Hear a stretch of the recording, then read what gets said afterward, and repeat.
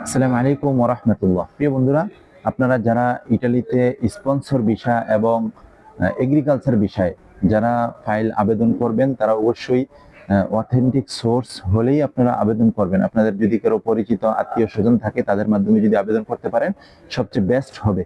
আর যারা এজেন্সির মাধ্যমে জমা দিবেন, অবশ্যই তাদের ফাইলটা আমার জানা মতে, আবার আপনারা অনলাইনে দেখতে পাচ্ছেন অবশ্য, না হওয়ার সম্ভাবনাই বেশি। খুব অল্প সংখ্যক হবে, হবে না যে এরকম না, হবে, কিন্তু আপনারা ওইরকম অথেন্টিক সোর্সটা তো আপনারা পাচ্ছেন না। যারা এজেন্সির মাধ্যমে তারা আবেদন করবে, ওইরকম ভাবে নাও হইতে পারে, আবার হইতেও পারে। আর আপনারা যারা আত্মীয় স্বজনের মাধ্যমে আবেদন করবেন, অবশ্যই এটা আপনারা 90% 80% আশা রাখতে পারেন, হওয়ার সম্ভাবনা আছে। আরেকটা জিনিস হচ্ছে, আপনারা জানেন ডিসেম্বরের 7 তারিখ পর্যন্ত এই ফাইলগুলো জমা নিবে ইতালি সরকার। কিন্তু আপনাকে মাথায় রাখতে হবে যে যে আগে ফাইলগুলো জমা দিবে তাদের ফাইলগুলোই আসার সম্ভাবনা। এই জন্যই আমরা চিন্তা ভাবনা করেছি যে এই মাসের 20 তারিখের আগে যদি আমরা ফাইল জমা দিতে পারি দেব, আর না হলে আর আমরা ফাইল জমা দেব না।